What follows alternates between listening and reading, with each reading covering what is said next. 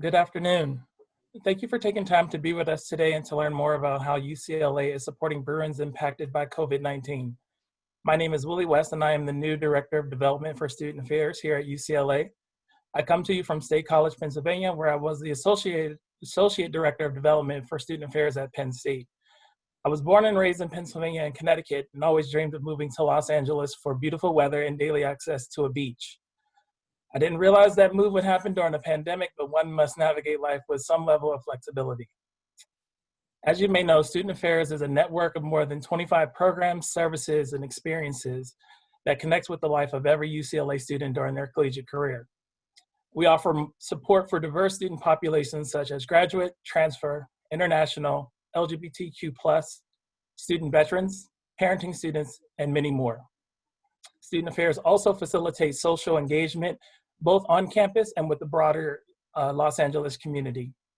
Today, I have the pleasure of introducing two of my colleagues who work daily with student issues and concerns. First up is Dr. Maria Blendisi. As Dean of Students, Maria has oversight responsibilities for student conduct and disciplinary matters, and also maintains a broad portfolio that includes primary responsibilities for shaping programs, services, policies that directly support the success and wellness of UCLA undergraduate and graduate students. In addition to overseeing several functional areas, she also spearheads initiatives that are of keen interest to our Vice Chancellor of Student Affairs, Monroe Gordon, and serves as a part of our leadership team. One of those initiatives is our Economic Crisis Relief Team, better known as ECRT. The ECRT provides support to students in financial distress by connecting them to university resources that they may not know about, help them navigate requirements, and arranging for emergency assistance like short-term loans and housing until a long-term solution is in place. Since the start of the pandemic, UCLA alumni and friends have contributed over $17.5 million in philanthropic support to various programs, services, and research efforts throughout campus to address COVID-19, including the ECRT Fund. I would like to personally thank you for your contribution to this fund, as it has enabled us to support many, many students. A couple of stories you'll hear later in our presentation. My next colleague is Itzel Guerrero. Itzel, is our Economic Crisis Coordinator. She is no stranger to UCLA, as she is a double Bruin and have completed her BA in International Development in Spanish in 2014 and her Master's of Education in Student Affairs in 2018. Following their presentation, we'll have a moderated Q&A by my supervisor, Kaylee McPherson. Kaylee is the Executive Director of Development for the Office of Scholarships and Student Support Initiatives. She provides leadership for our office as we create opportunities for Bruins from all walks of life. We are a UCLA development that focuses on raising funds for campus-wide student support through our partnership with financial aid and scholarships, alumni scholarship programs, parent philanthropy, and student affairs. So without further ado, I would like to turn the floor over to Maria and Itzel.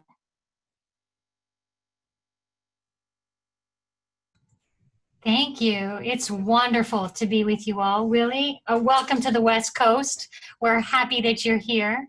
And I am so grateful to be in conversation with our colleagues and our donors that are so committed to our student success. So what I'm hoping for the next few minutes is we can offer you an outline of the critical work that we've been doing through the Economic Crisis Response Team when it hit in March and when the campus moved to remote teaching and learning. And so what we want to do is provide you 7 or 8 slides with some content about the data, how we do our work, how comprehensive and holistic our support is. And then we want to offer, I'm going to pass to Itzel, and we're going to offer 3 stories of students that because of your generous support, we have helped them maintain enrollment and work towards degree completion. Next slide, please. So let me first talk a little bit about the Economic Crisis Response Team. The team was established in 2008, and we just celebrated 10 years. You might have seen a little human just pass through my screen. That is my eldest son, Luca, who is he's named after UCLA. It's an anagram for UCLA. He spells his name L-U-C-A. So because he walked across the street, and I have to make you aware that I am a mother, and as much as I care for our UCLA students, I also am deeply committed to my role as mother. So I'm grateful for the time with you this afternoon, and appreciate your patience if that crosses the screen, if he crosses the screen. So let me get back to the Economic Crisis Response Team. Established in 2008, and it was after the global recession hit, when we saw an incredible downturn in the economy. And our then Vice Chancellor established a multidisciplinary team to really think about how to support students holistically, in addition to kind of the regular financial aid packages that they receive. And so while we have a very robust financial aid program at UCLA, there are also things that show up in our students' lives and their families' lives that impact their financial realities and their ability to continue to pay fees to come to UCLA. And at the point of admission, because it is just so darn competitive to get in to UCLA, and rightly so, we are the #1 public university in the country, 4 years in a running, announced yesterday. So just how exciting is that reality? That tells me that we have to help every single one of our students that has been admitted and to UCLA to help them get to the finish line. There should be no financial situation that causes them to delay their enrollment, from my mindset. And I am so proud of the work that the Economic Crisis Response Team does to assist and support students to cross that finish line. Some of our ECRT colleagues that serve on the team are with us today. I'm appreciative to them, and shout outs to those that are listening in. But really the purpose and intent, and it always has been the purpose and intent, even pre-COVID, was that we provide a seamless and individualized response to students in extraordinary financial crisis. And we're going to talk to you a little bit about what is that extraordinary financial crisis that might prompt a student to come forward. And the other really critical factor here that ECRT does is that we develop proposals to examine and possibly revise university policies when there looks to be something that's getting in the way, or that's causing a bureaucratic hurdle that our students are facing. And that then prompts them potentially into a financial struggle. Next slide, please. So the team is made up of colleagues from academic advising to student loans and collections, to the Dean of Students Office, to Residence Life, to the Bruin Resource Center, colleagues in the Community Programs Office, in the LGBTQ Campus Resource Center, our international student support services, robust, our student accounts, the registrar's office, number of different colleagues. We get together every other week and we review cases. But that doesn't mean that an every other week meeting where we review cases is actually going to resolve a student in an immediate financial crisis. And that's the beauty of the case coordinator. So rather than having a student bounce around the campus to identify the different ways in which they might need support, if they find themselves to ECRT, they either self-refer or they're identified by a member of faculty or staff on the campus as experiencing a financial crisis. They talk to their faculty member, I'm hungry, I'm struggling to find food for myself, I don't have stable housing, I'm struggling, I had to drop my classes because I couldn't pay my fees. That staff or faculty member refers the student to the intake form and process, and for ECRT to look at the holistic financial aid package and figure out where there might be room for additional support. So Itzel Guerrero serves as our case coordinator. She reviews the student's self-referral form, and she determines in consult with our team what parameters we might be able to institute to assist that student experiencing financial crisis. So the things that the ECRT is able to deploy to our students because of your generous support is grant aid. And we're going to tell you a little bit about the dollar figure that most students find themselves needing. You'll be surprised actually at how low it is. We offer an emergency housing and meal voucher program. So students that are in need of emergency housing because something happened in the family dynamic, because they experience something with a poor landlord, because they find themselves in a situation where their housing that they thought was going to be provided to them is actually not coming through. We provide them up to 9 to 14 days in housing for free in university open spaces. And then we counsel them on what their options are, whether they want a long-term contract with the university in our housing facilities or whether they have a plan to move out. We also offer no interest short-term loans from 30 to 90 days. And those loans can be anywhere from $100 to $2,000, depending on the financial need and the situation. We assist students by lifting holds and other administrative processes that help them move through the university bureaucracy so that they can get a release of funds, enroll in classes, and we connect students to critical campus resources depending on the situation that the student is in. Next slide, please. So what does this process look like? These are the questions that we ask our students. What is the crisis? When did it occur? What are your needs? Do you need support with rent? Do you need support with food? Do you need support to pay your tuition? Do you need medical support, childcare? What are the situations that are prompting you to be in a financial distress? Where do we get your referral from? Is it a self-referral so that we know we need to connect you to other resources? Or did the LGBTQ Campus Resource Center refer you to us? We check in about other services that the student has already had access to or checked in with. Want to make sure that they are maximizing their financial aid package. We ask about what resources have they already used, have they accepted all of their financial aid that they are eligible for, are they struggling with trying to find a co-signer on a loan, what are the realities there? Have they met with their financial aid counselor? What was the outcome in that situation? Although we have financial aid on the team, we want to make sure that the student is very aware of the financial aid processes that assist all students with financial aid packages. And then we check in on the academic side. Have they met with academic advising? Where are they at from an academic progress standpoint? What is their current academic standing? Are they currently enrolled? So lots of, we try to do, again, a holistic assessment to understand how are they taking care of their basic needs?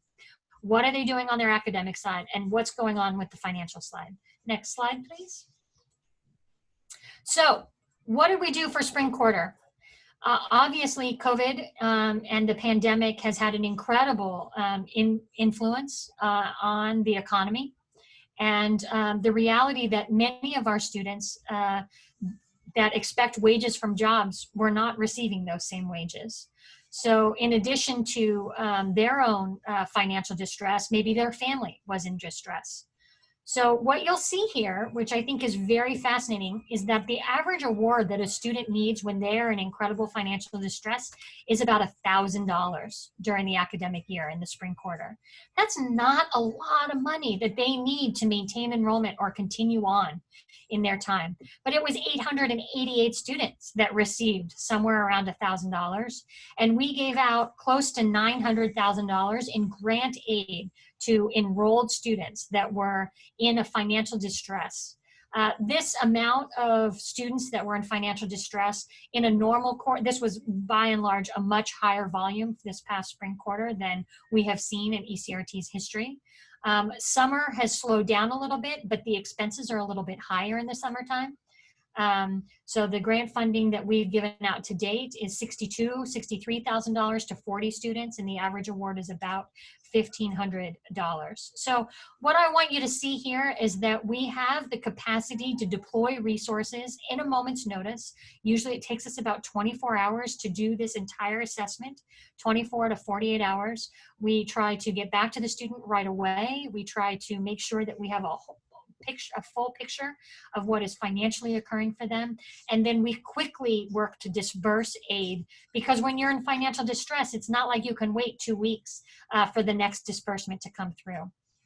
So this data is as of September 1st. Of course, we're on the 15th of the month, and every day we're seeing more and more students. So we just wanted to give you an understanding of just kind of the rapid pace at which we work to assist our students. Next slide, please. So in the spring, what we heard from our students were, as I mentioned, students' loss of wages or their parents' loss of wages because their place of employment had reduced their hours, closed their operations, laid off employees. We had students coming forward for housing and rent expenses. They were leaving the Westwood area, moving back home, no longer living in their apartment because they needed to return home and needed to continue to maintain financial obligations that they had signed into their leases. We did a lot of work with our student legal services colleagues to assist students out of their leases if there was any possibility for that. But maintaining, support and financial commitments without having the reasons for why they stayed local to work at that local job created a financial distress. And then we also heard from students primarily coming forward with food insecurity, not having enough resources to cover their meal and food costs. Next slide. The next slide shows you just a little bit more detail about summer, all the same reasons, and tuition in the summertime. It adds a different complexity depending on when you're enrolled and how many units you take in the summertime and what financial aid you have available. So summer tuition balances also became a critical issue. In spring, when COVID had hit, spring fees had already been paid. So while we were not necessarily assisting with the fees part of it, we were assisting with all the financial obligations outside of paying tuition. In the summertime, what you see is also just students trying to finish their degree in the summer months. Maybe they hadn't planned on enrolling in summer, but they wanted to just kind of cross the finish line as quickly as possible. So summer tuition became also a point of support that we were providing. I'm going to pass to Itzel at this point. I know I'm speaking quickly, but I think really the heart of this work comes in when you hear about our students and the stories and who we assisted. So if we can go to the next slide and Itzel can take over, and then I can come back and would love to engage in questions and answers with you all. Itzel. Hi, everyone. So I will take a moment to share some of the real stories of students that we worked with and how ECRT was able to respond and provide support. You will see how a variety of the needs and challenges identified by Maria show up in the lives of our students. First, we have student William. William is a student enrolled in summer sessions living off campus in the Westwood area. He is working, but his hours have been reduced due to COVID-19. William has signed a new lease with new roommates, but their landlord needs to make repairs to the unit, pushing back their original move-in date by a few days. William will not be able to move in to his new unit as he had expected. He does not have the funds to pay for a temporary housing arrangement. Thus, William does not have the funds to pay for a temporary housing arrangement. And William also expressed a gap in funding for September rent because as a financial aid recipient, he will not have access to financial aid resources until after September 20th, when aid for fall quarter is scheduled to disperse.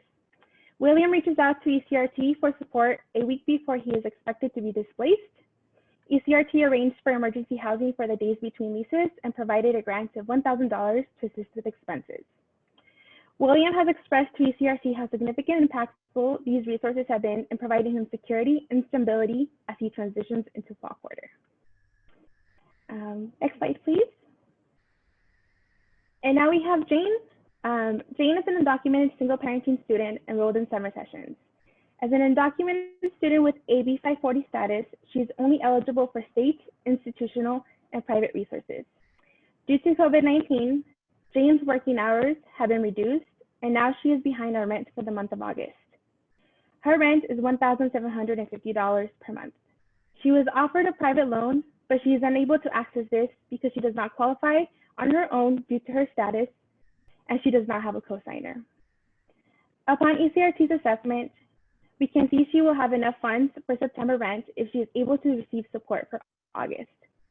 Jane had enough unmet need in her financial aid summer budget. Therefore, ECRT awarded a grant of $1,750.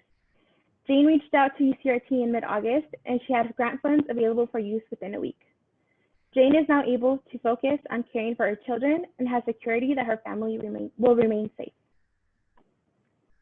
Next slide, please. And finally, we have Paul.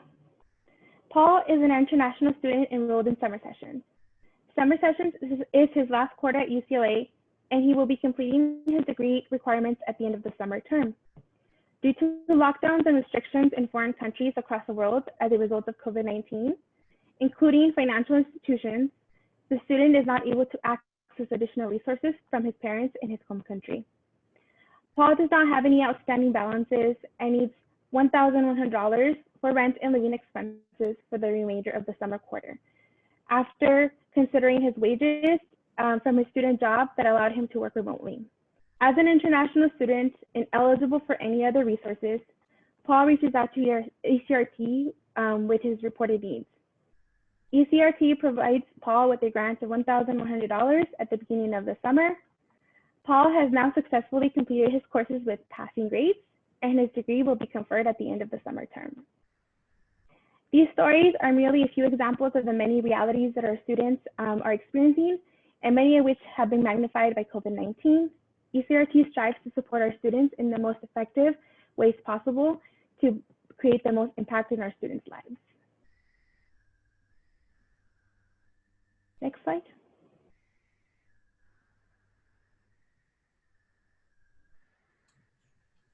So maybe I can offer just a few additional comments. Thank you. Itzel, that was an incredible kind of brief summary. I think there are 888 stories just from spring alone that we could share with you. And so what we want to also say is that we obviously kept the photo and the story does not correspond. So we're maintaining the privacy of those students that we assisted and supported. And what I also want to share with you is one of the questions that we get is, you know, now in the remote environment, how does this work? And I think the incredible thing about ECRT, and in one way, we don't actually have an office where we operate. Itzel works in Murphy Hall, I work in Murphy Hall, but we rely on colleagues in a variety of spaces all across campus. So there is no ECRT office.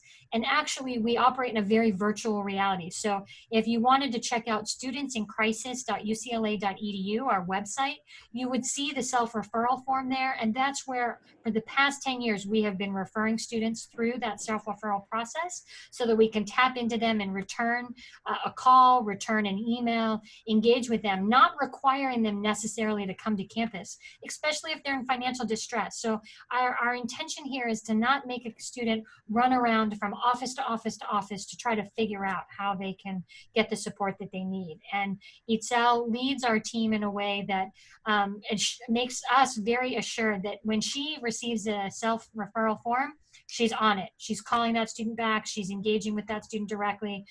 She's trying to get whatever more details any one of us across many departments would be asking her, so that she has a very holistic understanding of the pressure points that the student is in. And then we are identifying as quickly as possible the appropriate interventions to provide that student. So if a student came forward today at 4:30 requesting emergency housing, we could still bust one up so that we could provide a level of support to that student, probably until about 5:30 or 6. If a student came forward at 4 o'clock for a short-term loan, we would be able to provide a short-term loan in connection, in collaboration with our student loans and collections colleagues by 4:30 at every day. So I think what I just want to describe to you is that this is a very rapid response type of turnaround team, and we work as quickly as we can to assist and support our students.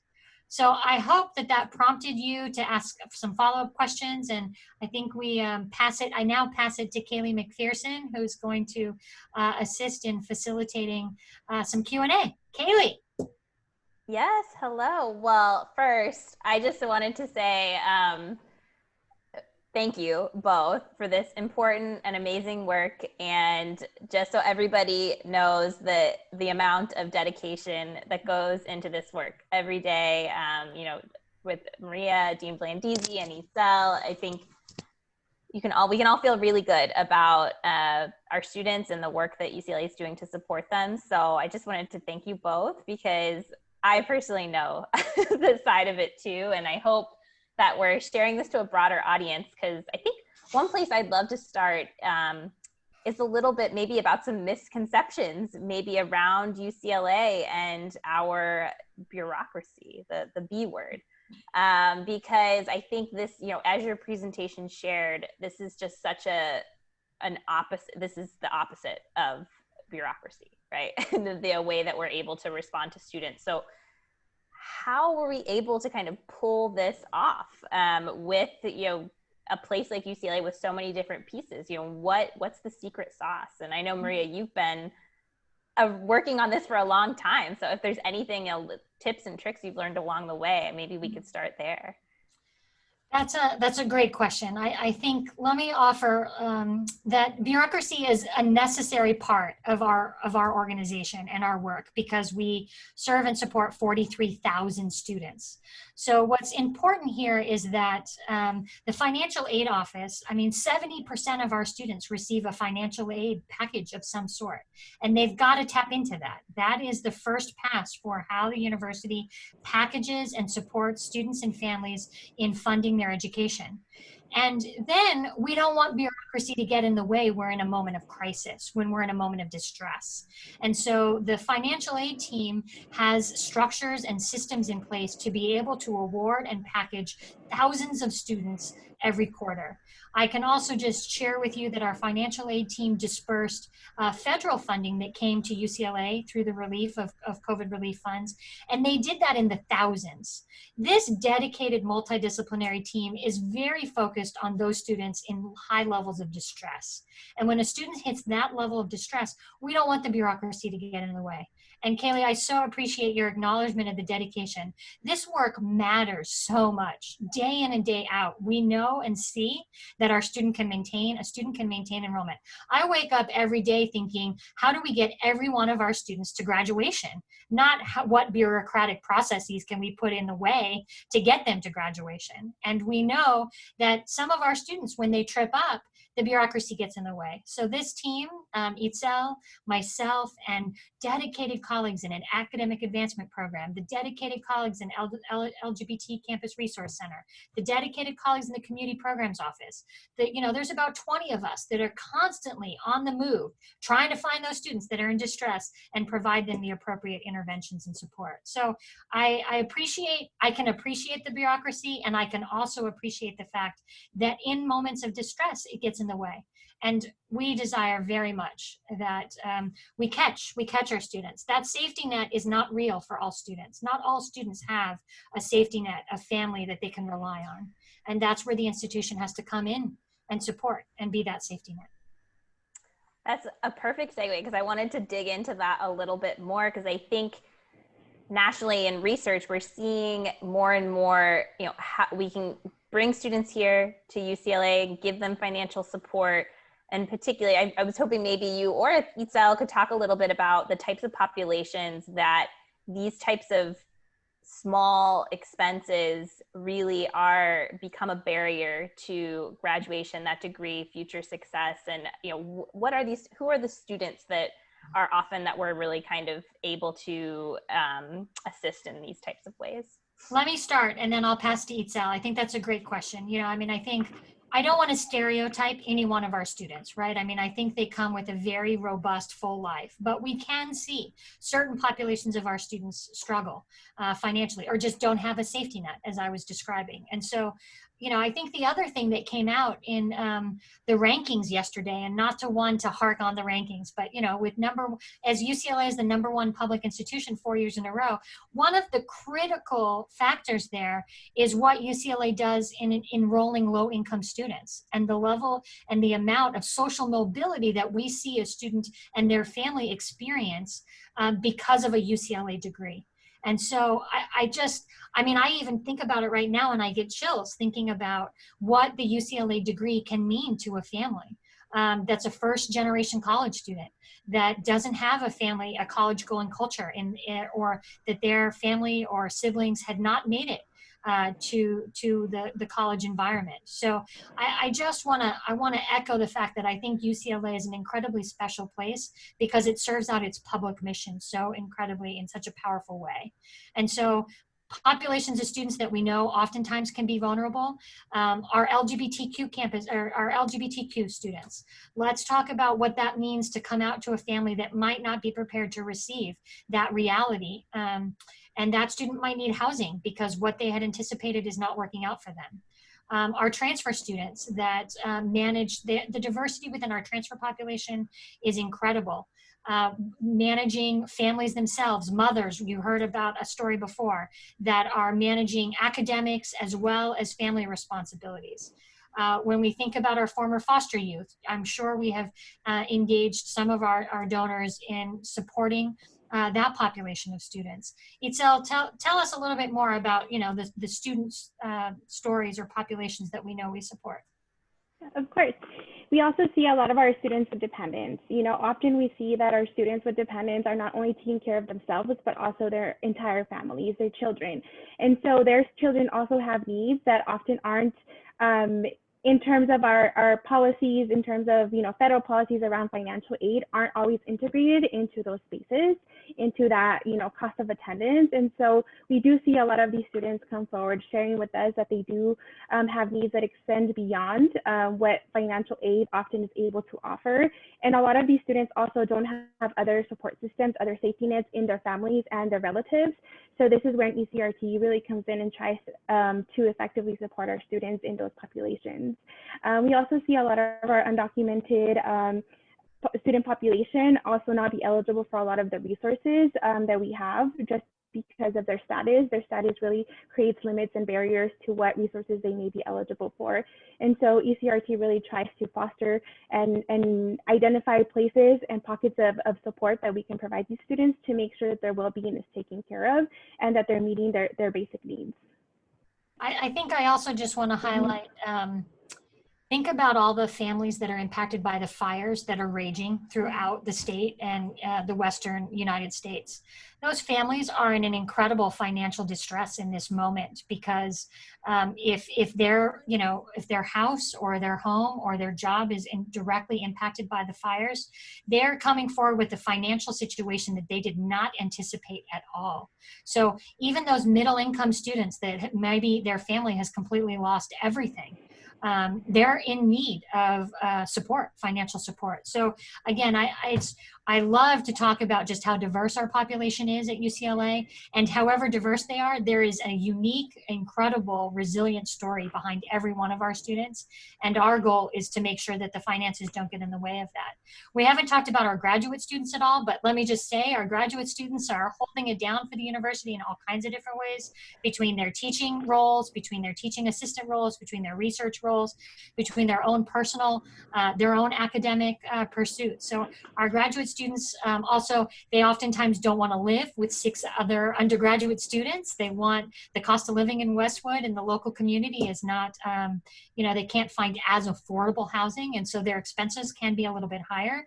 And so when they're in financial distress, their need looks like $1,500 to $2,000 in rent a month versus, an undergrad that's paying $700 or $800 a month in rent.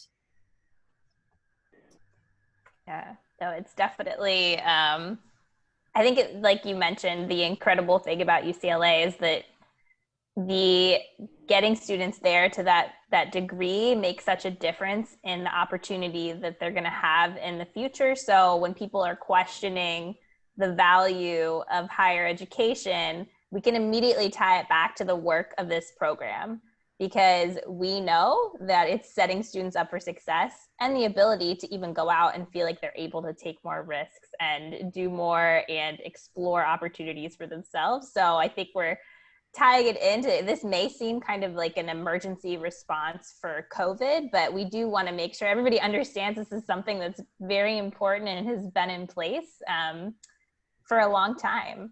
And I was curious, Maria, what, over the years, of your work in doing this, what has, or you can even answer for COVID too, but what's been kind of the most surprising aspect of this work, or something that has surprised you?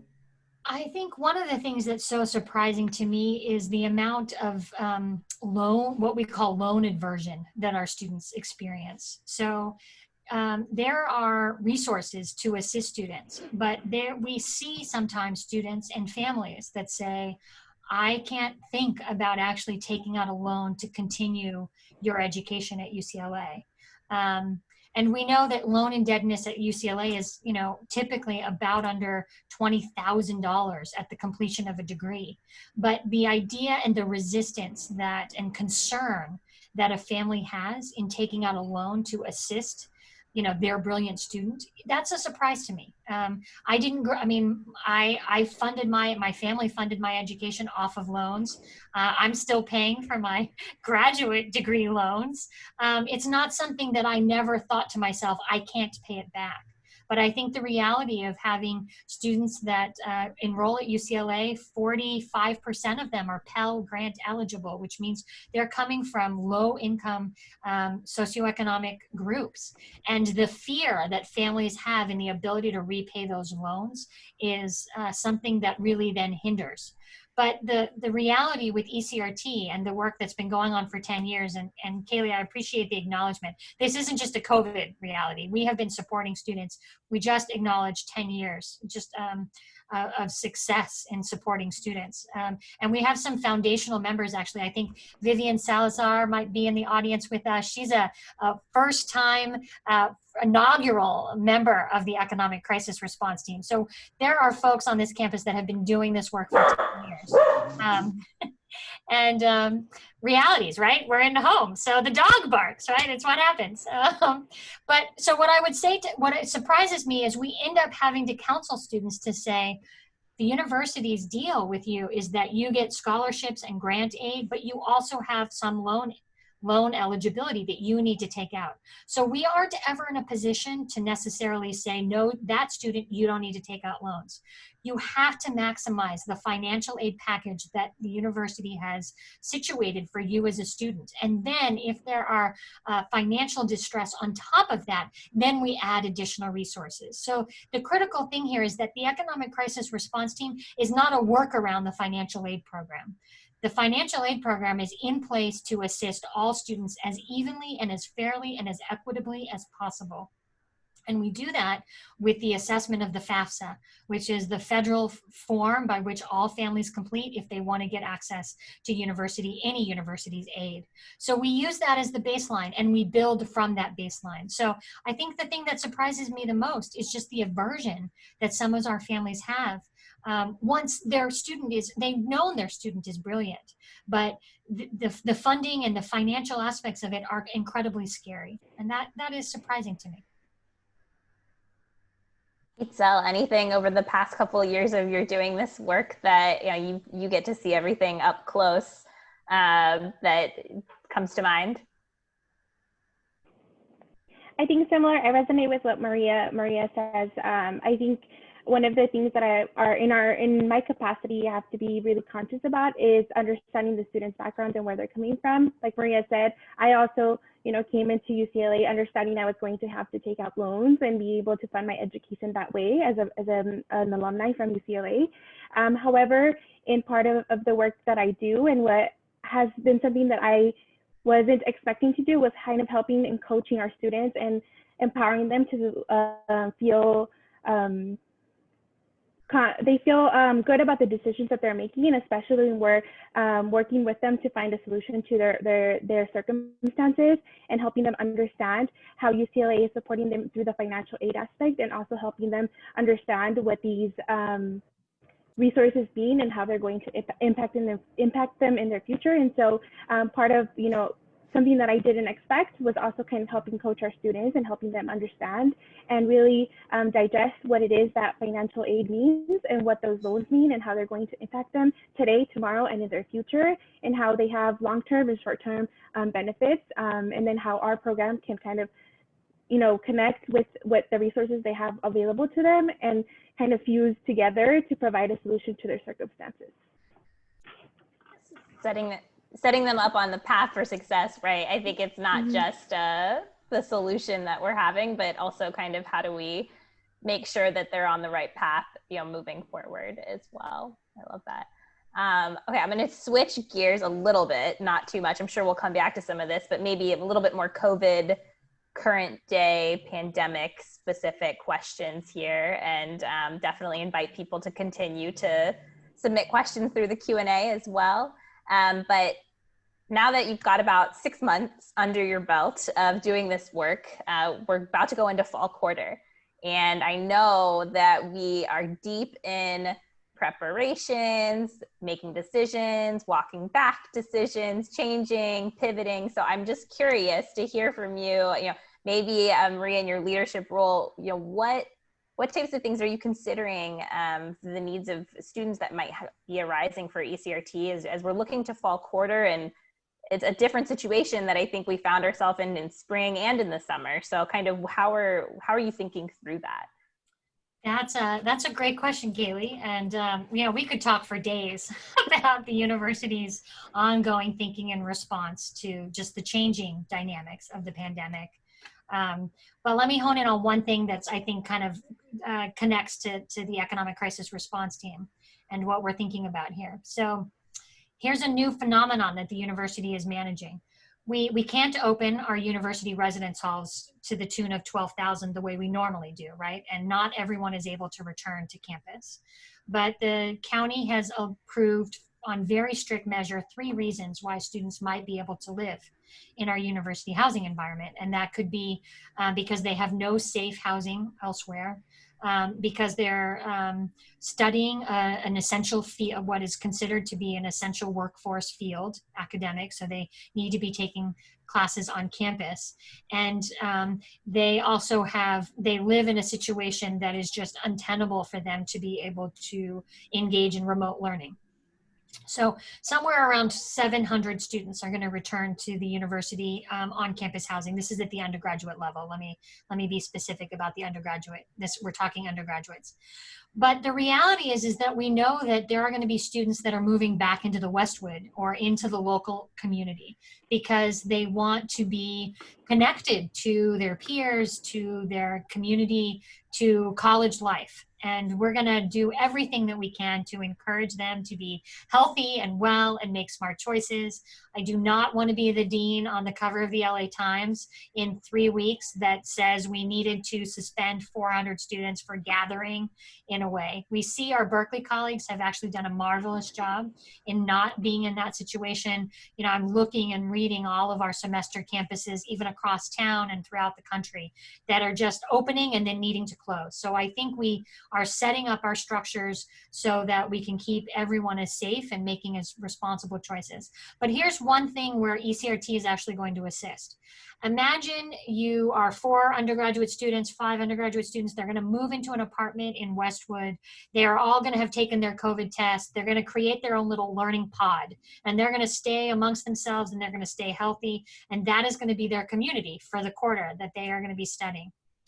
But let's say one of those 4 people ends up getting exposed to COVID, and now they are concerned about exposing their other 3 or 4 roommates. The university is going to take that student out of that privately owned apartment and move them into a spot in university housing where we have space, and make sure that they self-isolate for the 9 to 14 days, take the 2 tests, make sure they come back negative, structured by the Arthur Ashe Student Health Center. And we're not going to make that student pay for housing because they're probably already paying for the housing that they need to live in with their pod, with their other students. And if you are a student that is, managing your money tight, it's not like you could go exit from your pod and find another place to live. And we don't want that student also going back to their home environment and infecting the rest of their family possibly. So I think what's incredible here is that we're going to try as best as we can to identify those students in the private housing market that could be in the thousands, that if they test positive or if they are fearful of exposure, we will try to accommodate and support them in housing in an emergency basis for that period to determine that they are COVID negative. So, and the economic crisis response team and the rapid rehousing money that we have is going to assist us in being able to run that program, because that's going to involve needing them to have meals delivered to their door while they're in isolation, because we can't give them exposure to the dining hall and to the residence facilities. So I feel very heartened to know that because we're gonna utilize the housing spaces we have everybody's in singles, and our housing and our residence life colleagues are working double time to figure out how we can protect and provide safety and health, good health for all the students that are either going to come back to the local area. And I'll just say, that doesn't mean that I want students to come back to the local area. So I wouldn't advise everyone to just, come into Westwood. That kind of dense environment is clearly not in the best interest of slowing the spread of COVID. So if you have a student, I would encourage them to still stay at home. But the reality is you can't control them, and some of them are going to come back. So we're going to create an infrastructure to try to catch them. Again, another safety net that we're going to try to catch students so that they don't further the spread of COVID in their apartment community. Because if then we've got 4 students in that apartment, then all 4 of those students need to stay there. And then we've got lease issues and they've got to cancel. I mean, you could just start to fathom just the complexity of this. So thank you for letting me give you that long-winded example, but we're in the thick of these details. Meeting all the time. So we know, yes. Actually, we just had a good question about the funding sources for ECRT. So I thought it might be, I think I will share from my knowledge, having been in development in this area for over 5 years now, that COVID has really allowed us to expand philanthropic dollars to this area. Initially, we've gotten a few donations here and there, but nothing is nearly as significant as we've had in the past, 6 months, which, thank you so much, because it has really been an opportunity for us to showcase this incredible aspect of the ways that we are taking care of our students, because they're our family, essentially, is how we think of them. And as you can see, I think you could hearing from Maria and Itzel, it's definitely how we often think of them. But I thought maybe Itzel and Maria, maybe you could talk a little bit about the different funding sources that we've used. I know it's creative and it's changed over the years, so maybe you could kind of navigate some of that. Yeah, I can take this one, Itzel, if that makes sense. Mm-hmm. So right now, it's all the resources that we displayed on the screen for the 888 students, that was all via philanthropic efforts. So that was all of you and then some giving resources to the Economic Crisis Response Team. When we started the team 10 years ago, there weren't donors that were clamoring to give resources to students in financial distress. We didn't know what we were going to see. So the chancellor made an investment of $200,000, the chancellor and the vice chancellor for student affairs. We, within a few years, ran through that $200,000. And then the office of the president and the system-wide office and the legislature, the California State Legislature, also started to really study what we call basic needs, these financial pressures that our students are experiencing on the housing front and the food front. And so we have received additional dollars from bills that have been written at the legislative level, and the Office of the President has given each of the UC campuses basic needs funds, and that's about $1 million for the year. And what we do there is we try to display or distribute that $1 million assessment. In the past 1 year, we're on year 2 of that allocation. We try to put that across several different efforts, and Economic Crisis Response Team is one recipient of those dollars. So it's not, we don't receive the totality of that $1 million that comes to the campus from the Office of the President, but ECRT we receive about $250,000 from that source. So what you see in terms of numbers as of late, it's been all donation. We had seed funding from the campus initially, and now because budgets are tight, we are trying to find every dollar that we can. I will take $5. We'll take whatever. And the reality is we spend some of those low dollar amounts on, and unfortunately we didn't have graduation, but we assist students with cap and gown purchase. Imagine, you're at the tail end and you're like, I just don't have the $60 to buy that cap and gown. Well, we'll take $60 and we'll go find a student to buy a cap and gown for them so that they can participate. So we'll take any dollar amount. And by that, it will go directly to students in need. So this is the other investment that the campus makes is in Itzel's salary and part of my salary to assist the FTE costs that go along with doing this work. And then we take all donor dollars and put it directly into students' pockets and hands. Amazing. I love that. And I also want to give Itzel a moment to talk a little bit about the surge in cases from COVID. So if we're thinking that, oh, we had some funding available and sitting here, but kind of why was ECRT the place where we were finding so many of these needs? And I don't know if you want to tell from kind of a narrative, like having worked pre and post the onset of the pandemic, what those kind of student requests started to look like in March. Yeah, of course. So the beginning of the pandemic really changed the lives of our students. UCLA is a place where, it's run by students. We have students employed in a variety of different spaces on campus.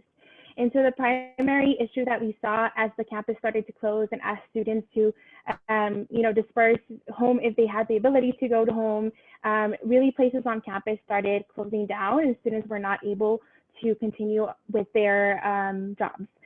Some students were able to, those who had the capacity to work remotely, were able to continue in their job, but not all of our students are able to, especially our students working in our student unions and our recreation centers, and a lot of spaces that really are solely supported by our students and their participation in staffing these places.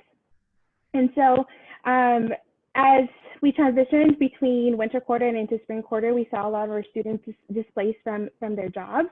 And so this is where ECRT really came in and provided student support and kind of helped meet those gaps that students otherwise would have normally supported themselves with their student employment. And so we saw a rise of cases with students reporting a loss of job, a loss of income, as Maria mentioned, and also their parents and their need to support their families beyond just themselves and making sure the well-being of their families, especially as we're asked to, stay home, stay indoors, stay isolated from other people.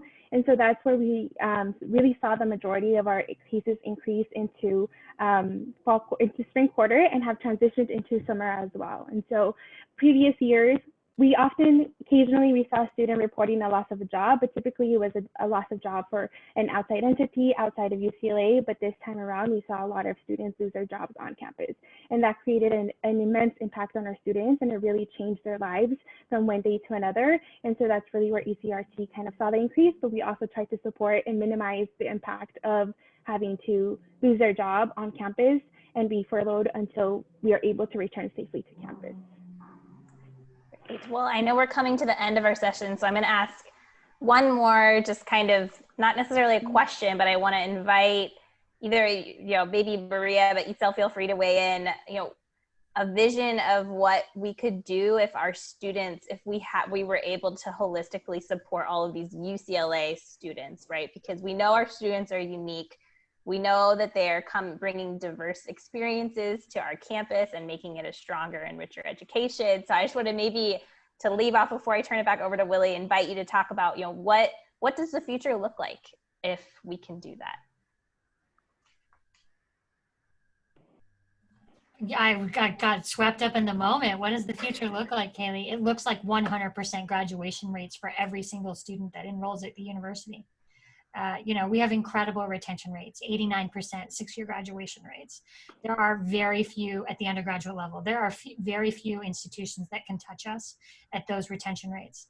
But that still means we lose 11% of our students. I'm concerned about those 11%.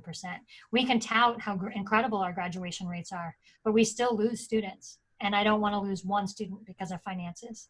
I don't want one student to not say, I couldn't find the resources to continue to study at UCLA and also just provide for my basic needs of stable housing and stable, meals that helped me push forward in my academics. So the future looks like a 100% retention rate. That would be the desire that I have. Now, our graduate students are, those, I don't look at those retention rates as closely. And I think, the dissertation at the for anybody that's gone through the PhD process, that is a labor that is incredibly challenging. And so I know that our retention rates don't look the same, but I would also just want to echo that I want every graduate student at the master's level, at the PhD level, to be able to complete their degree, as long as, you know, they have the fortitude to be able to go through that process.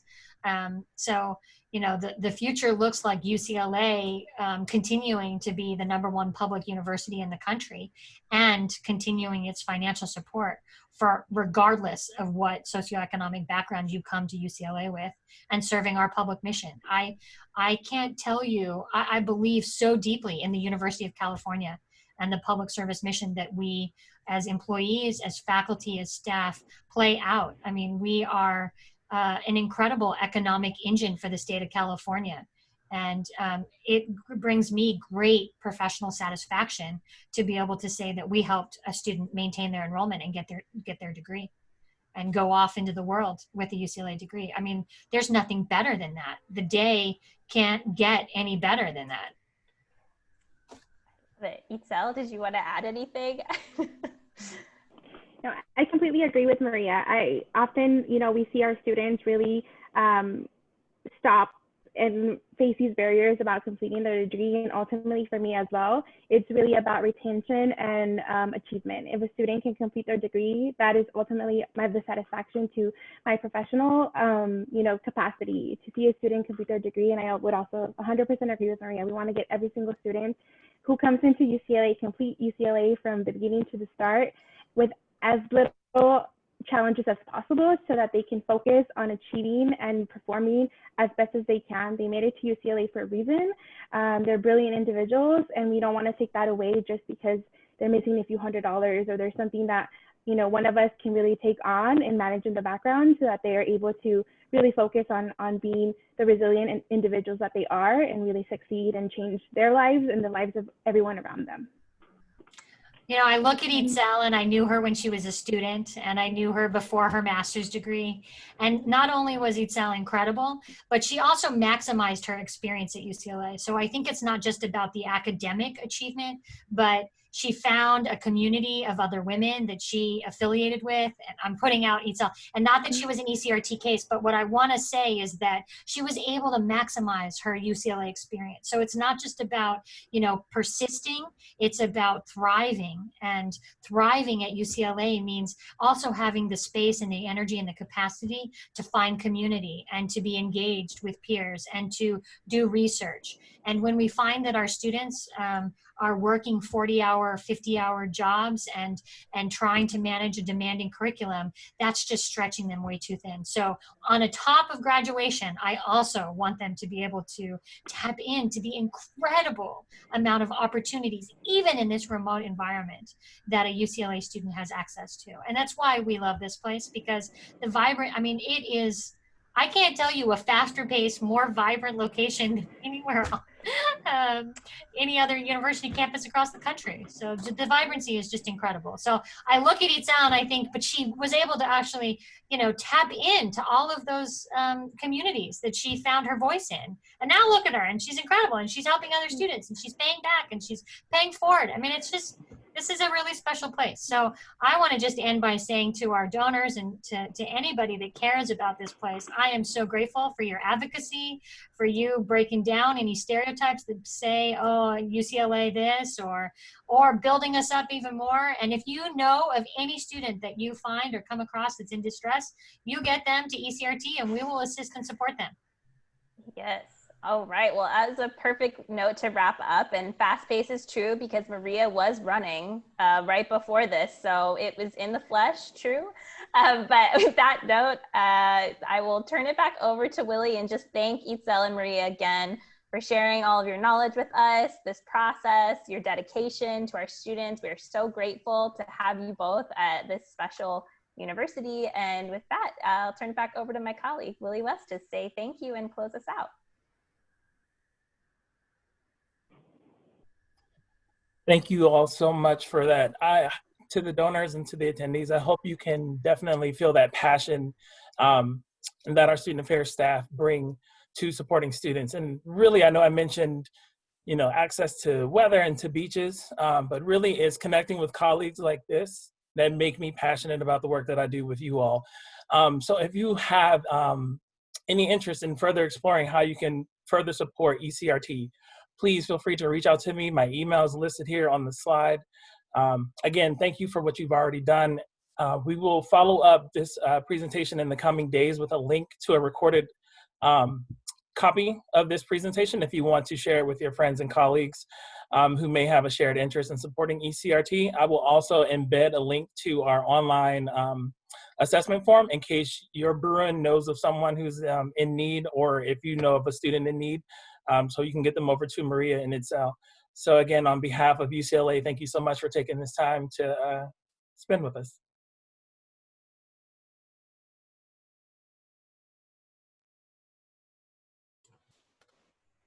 Go Bruins!